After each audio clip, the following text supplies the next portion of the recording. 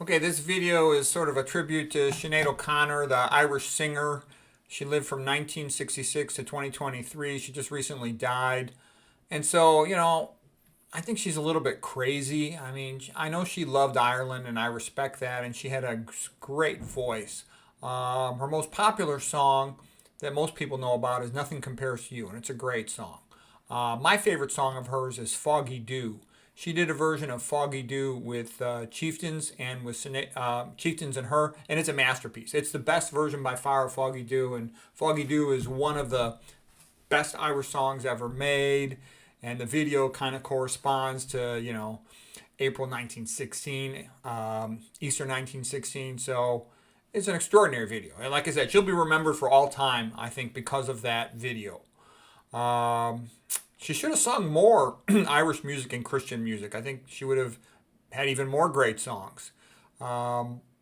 She's also kind of known for another song from the movie version of Veronica Guerin. That was a movie where her song was featured. She spoke out about abuse of children by the Catholic Church. And, to me, that's such an obvious, easy thing to fix. Just allow priests to get married. That would fix the problem.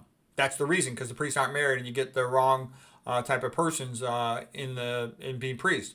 Go back to the days of, Pope Julius in the Renaissance, okay? He had girlfriends and children, but you know what? Look at all the things he did with Michelangelo, Raphael, and the Vatican. Okay, the other thing too is the Catholic Church problems are totally exaggerated. And I say this because I had the childhood experience of attending both public schools and Catholic schools. Okay, when I went to Catholic school, for example, I never heard of a single problem. And believe me, all the kids talked to each other. I would know the parents of the other kids. Never once did I ever hear of a single problem, not one. There was zero drugs in the school. Nobody was, and this is when I was junior high, no one was smoking marijuana. No one was having sex. I knew all the kids. I played sports on all the sports teams. I knew all the people. There were no pregnancies. There were no fights the entire year. Okay, now in comparison, when I went to a public school in junior high, lots of kids were on drugs. That was a common thing. Girls were getting pregnant. Okay, kids would get into fights.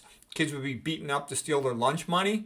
It was a disaster. It was much, much, much, much, much worse than anything in a Catholic school. Okay, and that's why I sent my kids to Catholic school, because I didn't want them to go through all the BS of the public schools. I know the public schools stink. They're not even just incompetent, they're evil, okay? Look what they do to these kids now. If the boy fidgets in class, they drug him, and now they're trying to sterilize all the children and castrate them. They're insane, okay? I mean, the public school is something you should run away from.